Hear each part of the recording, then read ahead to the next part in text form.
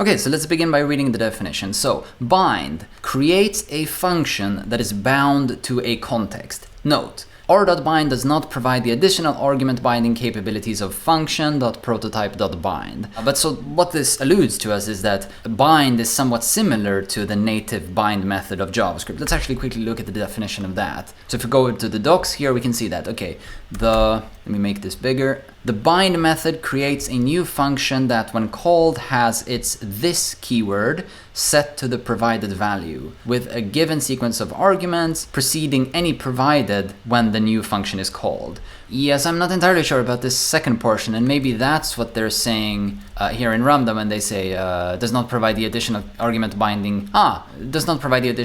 binding capabilities of function.prototype.bind. So probably this is what they're referring to. So let's not understand that now. Let's understand that some other time. But actually, their example here is very similar to the one I had in mind that we would look at. But so let's look at that. And actually, I mean, if you want to dig down further into this, I guess in my mind this is a better example than the example here in the Ramda docs. But anyways, what this is about is that whenever you make use of the this keyword in JavaScript, I mean, clearly, if you dive deep into the depths of functional programming, hopefully you won't have to use the this keyword. And when you use the this keyword, if I'm not mistaken, I mean, I think that inevitably means that you're tacking on functions to objects that also carry data, which means that you're thinking about things more in an object-oriented fashion. But this is a completely different discussion, so apologies for that.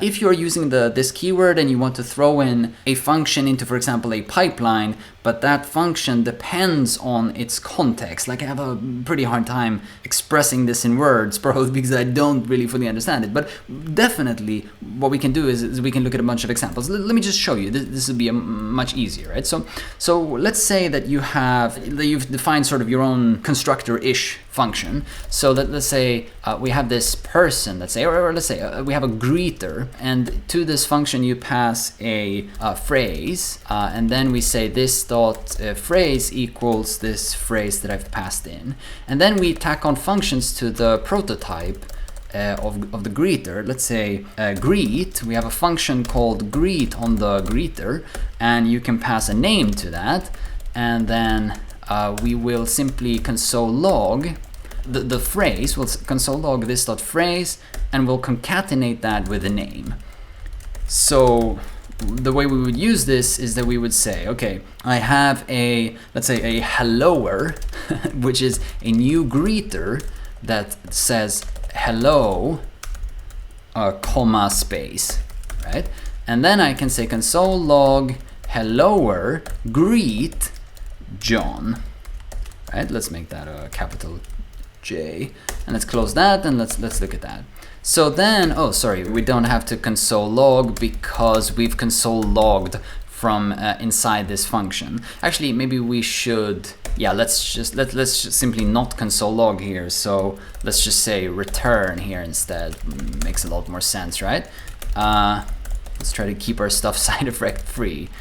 Format that, and then let's go again, right? So the response we get is hello, comma, John, right? And the point is, I mean, so sort of with object orientation, right? Which is why I mentioned this, that we can now reuse this helloer, which behaves in the same way. So we can greet John, and then we can greet Jane, and that works fine. We greet both of them using the same greeting phase. But we could, of course, I mean, we could construct a welcomer that instead of saying hello says welcome, and so forth. I mean, this is fairly contrived, but I think you can see sort of generally what I'm trying to point to. So if you have some scenario that looks a bit like this, and then let's say you want to build up a function that makes use of the greet function on a helloer. So what I mean is this. Let's say you have a pipe, for example, where you first do r.toUpper, I believe the function is called. Let's just look at this. Yeah, toUpper. So you first do toUpper, and then you want to pass this to the helloer, helloer.greet. You want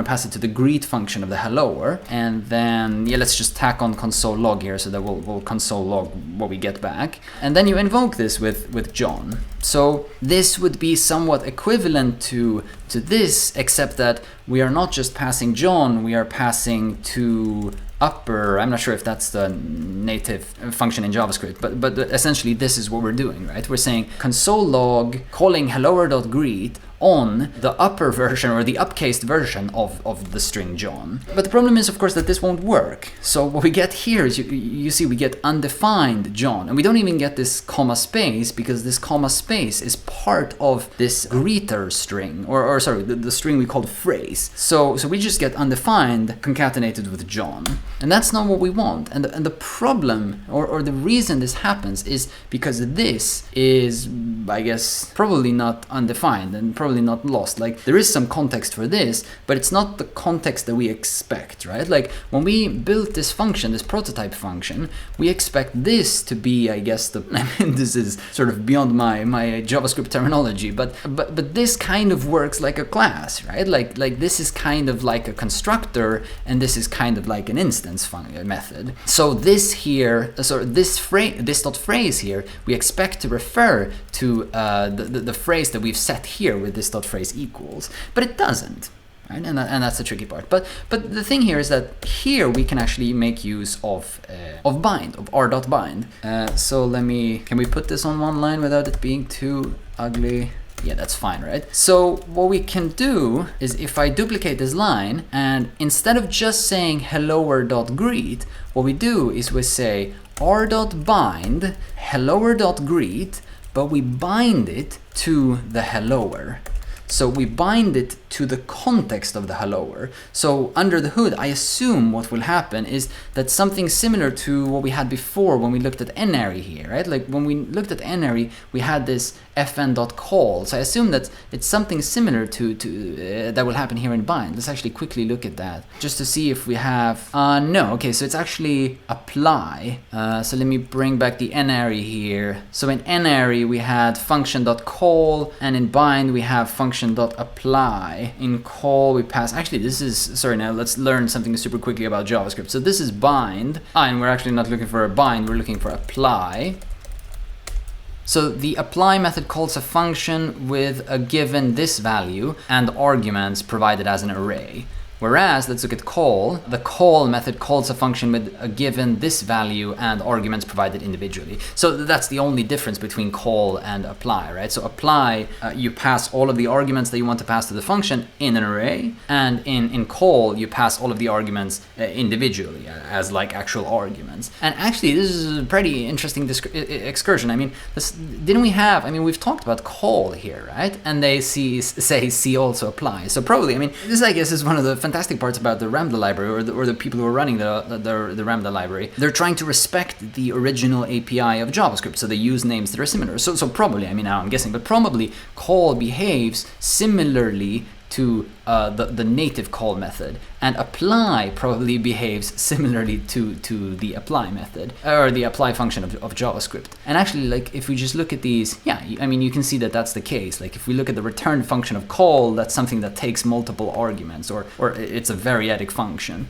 whereas apply here takes a list of arguments. But anyway, sorry for going off topic. Let's go back. Where were we? We were at bind, right? So bind, yeah. So we were looking at the source code of bind, and then we were saying that, okay, we have apply here. So apply is similar to call, but we're passing the arguments as, which one was it? Individually. So yeah, I guess this is because we're using the arguments keyword here. I assume this is automatically spread, so we don't have to use the ...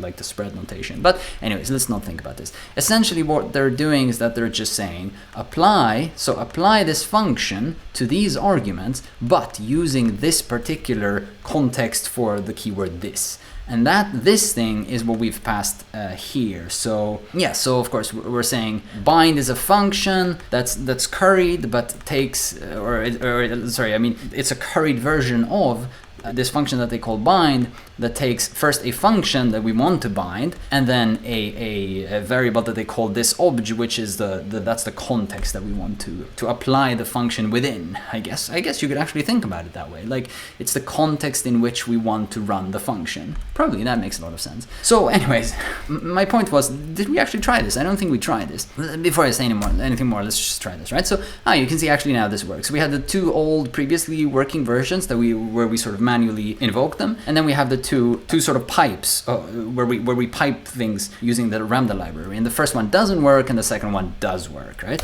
And in the first one we're not using bind, but in the second one we are using bind. So maybe I should just put this on rows to make it a bit more clear. So, and let's put that there and then a space here, right? So we're piping whatever value we get, which happens to be John here in the end. We pipe it through to upper, and then we pipe it through the helloer, but we need to bind the helloer to, or sorry, actually, I mean, we don't pipe it through helloer. Sorry, we pipe it through the greet function that exists on the helloer. But because it's a function that exists in a context, we have to bind this function to the context. So we bind the function to the helloer. And I mean, of course, to make this even like super clear, we don't need all of that other stuff. Like we could have had just this, right? Console log.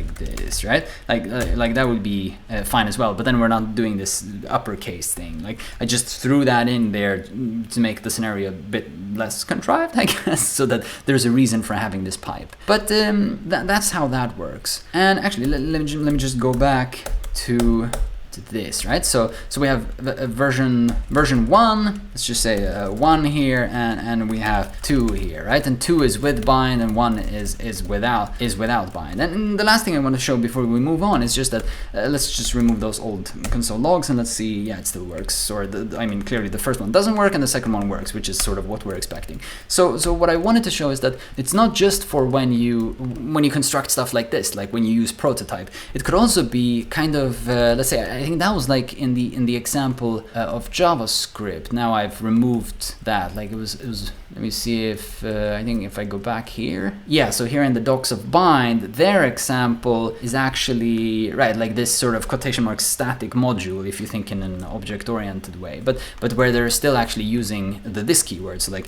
if we would have a let's say let's say we have a greeter like this, which is like a module that has a property which is, let's use the same example, which is phrase, which is like hello, comma, and then the next one is a function greet, where if you pass a name, then we say return this dot phrase plus the name, right? Yeah, I guess, so this would kind of work, and then we have to say, okay, what's the helloer? The helloer is simply the greeter now. I mean, I could change the term helloer here for greeter, but I just did this so that it sort of looks a bit more like the old scenario that we had. So this works the same way, right? I mean, in the first example, or in the first case, it doesn't work because we've lost the context. We need to bind. And in the second case, it actually works because we're binding to the context. And I mean, that's one example. Another thing we could do is that we could have like an init function where we, let's say, we here, so this is more like a constructor again, where we pass, sorry, not the name, but the phrase. And then we say, let's say, we return an object, which, so sorry, I'm just using this syntax in order to construct a copy of this object. So like it's a copy of this object where greet is equal to the phrase. I'll close that. And then this we can remove. So now we have, yeah, I think that works. So now we have something which is constructible, and then the helloer can be a greeter.init of hello, comma. I think this should work. No, R.call is not a function. So what did I return object? Init is a function that takes a phrase, and we return a object where we assign to an empty object. We first assign all of the stuff that we have in this, and then we also set greet. Oh, sorry, I wrecked the function. So the function lived on the greet. My bad. So what we should have done, we should have said phrase should be equal to phrase. So that works. Let me just see. I mean, can I actually do this? Maybe my version of JavaScript is not. Yeah, so I can actually use that. Like, what is that called? Punning or something like that. Like in Haskell, it's called named field puns or something like that. So, but anyways, I think it's punning. But yeah, so I mean, that also works. Like if we had that scenario where we construct an helloer this way, you can see again, like the first one doesn't work and the second one works. So in some sense, I'm sort of showing the same thing multiple times, but just to emphasize that this has nothing to do with the way you construct these different things. It simply has to do with the fact that we're using this, and this refers to a context. And sometimes if we're, I guess, lucky, or if this refers to the context in which we're actually executing the function, then we won't have a problem. But most of the time when we're using this, it actually refers to something else than like the context where we're invoking the function. I think maybe I'm not saying this right, but probably you see what I'm saying. So yeah, if you need to use this, or if you're using something that makes use of this, and you need to use it in, like, for example, a Ramda pipeline, then you can definitely use Ramda bind. Let's move on to the next one.